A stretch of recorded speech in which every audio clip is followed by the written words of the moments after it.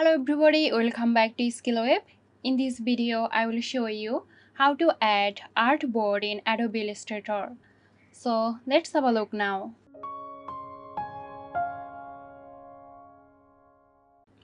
Open Illustrator. Now click on the Artboard tool. You'll find it on your toolbar at the left side of your screen. Click on it. Click and drag with the size you want. And the second way is hold Alt and duplicate the artboard. So that's it. I hope this video helped you out. If you found this tutorial helpful, give us a like and subscribe to our channel for more interesting videos.